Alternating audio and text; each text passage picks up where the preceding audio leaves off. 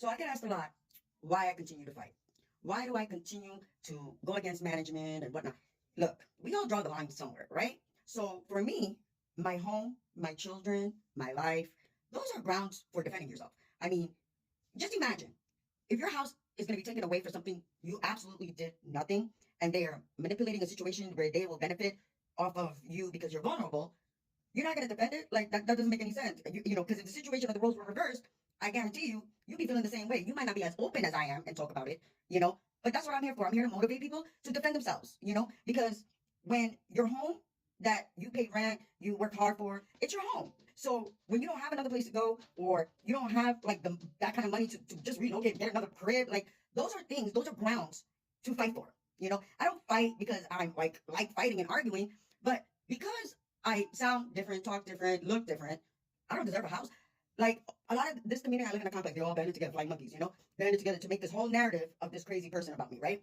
And here's the funny thing: I don't hang out with y'all. I don't call you. I don't have conversations with you. You see me walk out of my house and in my house. I'm in my house all day long.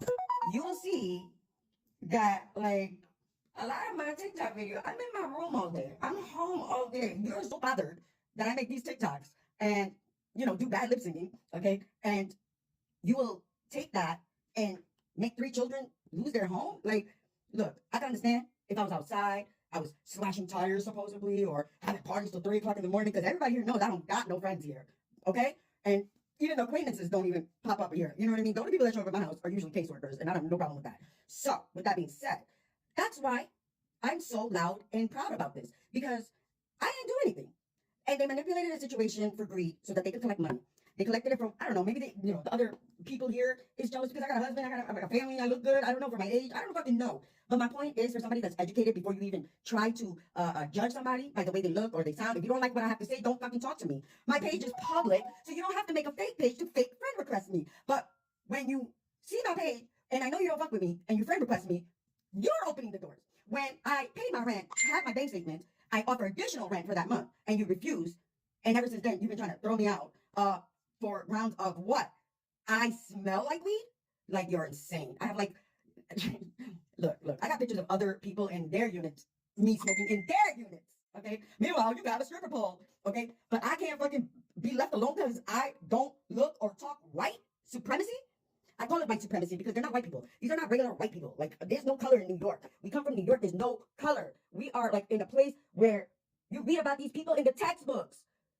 So, in good faith, my kids, I try to hold back a lot. And I can understand if I was out there and I was being, reckless. The only time you'll ever really see me is walk to the supermarket and back, okay, or be at my kids' events.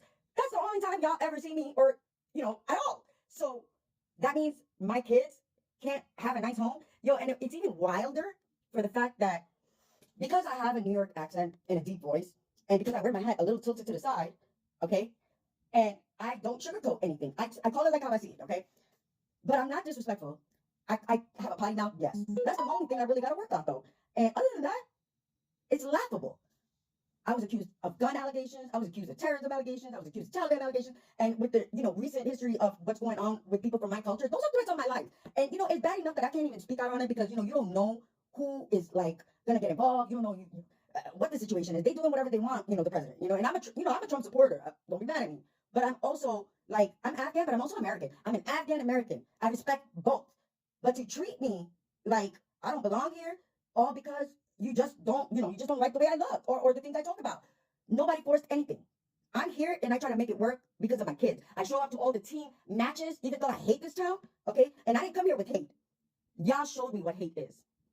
And now they want to send my kids out into the blizzard, okay? No remorse, antagonize me, ridicule me, violate me. And I'm just supposed to be like, okay. No, we're going to expose everybody. I don't care. I'm going to take you to court every chance I get. Every chance I get. Because we have up to 3 years for discrimination cases anyways. And knowing that you got property management under different names. Oh, don't. Neighbors, I ain't forget you. I'm about to put y'all on blast too.